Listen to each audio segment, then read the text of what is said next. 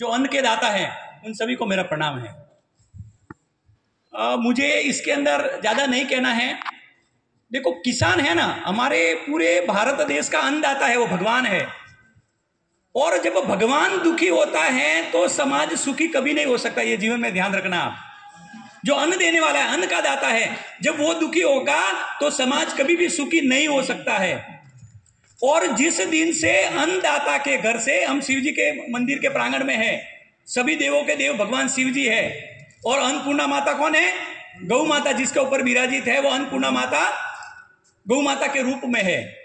इसलिए जिस दिन से शिव जी भगवान को तो मानते हैं, लेकिन शिव जी भगवान का जो पूरे ब्रह्मांड के नेटवर्क को चलाते हैं, देवादिदेव महादेव, जिनके जो मेन पूरे ब्रह्मांड को चलाने वाला जो नेटवर्क है, आपके मोबाइल का टॉवर है, उसी प्रकार का टॉवर हमारे नंदी महाराज है, हमारे बैल है, हमारी गौ माता है, क्योंकि उसके सर के ऊपर सिंह है। और डायरेक्ट ब्रह्मांड का जो कनेक्शन कहे वो गौ के सिंह के अंदर जुड़ता है।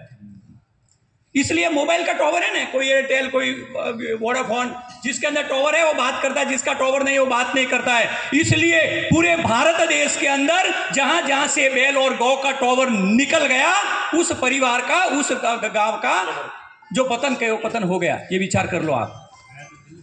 नेटवर्क चलना उसका नेटवर्क। इसलिए हमारा नेटवर्क भगवान शिव है और भगवान शिव का नेटवर्क गोवंश है।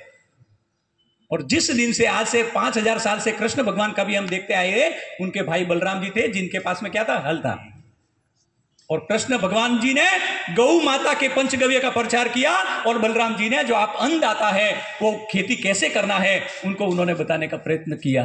बोलिए गौ माता की जय। इसलिए वेदों के अंदर कहा है, जैसी गौ माता की स्थिति है वैसी हमारी स्थिति है। इसलिए बंसीगिर गौशाला गोपाल भाई का वैज्ञानिक लोगों के साथ बहुत परीक्षण करके उन्होंने सोचा कि हमारा अन्नदाता सुखी कैसे हो, खेती उनकी अच्छी कैसे हो, कर्ज मुक्त खेती कैसे हो, जहर मुक्त खेती कैसे हो, और कम खर्चे के अंदर खेती अच्छी हो और परिवार का सुख समृद्धि की और किसान बढ़े। उस लक्ष्य में उन्होंने लाखों रुपए का खर्चा करके एक गौ कृपा अमृतम करके, जो गौ माता 5 द्रव्य देती है, पंचगव्य, जो दूध, दही, घी, गौमूत्र और औषधियों के साथ उसको पूरा संशोधन करके एक बोतल गौ कृपा अमृतम का तो उन्होंने ये गौ कृपा अमृतम बनाया। अब गौ कृपा अमृतम को कैसे उपयोग में करना,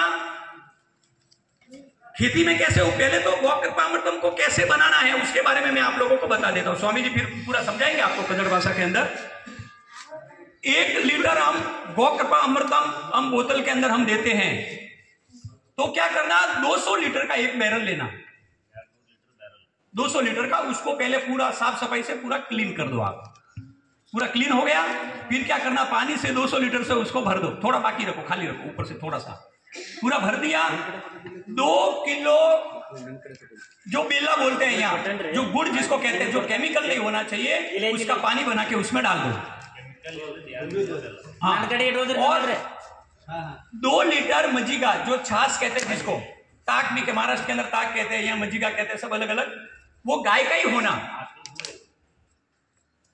वो गाय की छाछ, 2 लीटर छाछ, 2 लीटर बेला, उनको उस ड्रम के अंदर, पानी के अंदर डाल दो। और 1 लीटर जो हमने गौ कृपा अमृतम दिया है, उस गौ कृपा अमृतम को उसके अंदर डाल दो।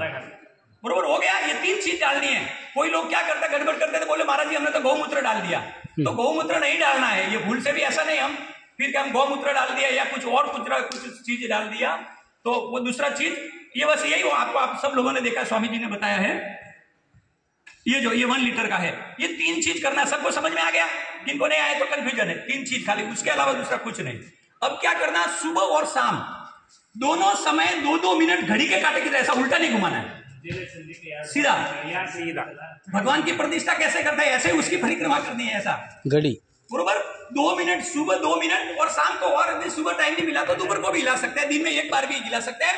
उसका कोई फिक्स नियम नहीं है कि नहीं सुबह 6 बजे हिलाना है, ऐसा कोई फिक्स नियम।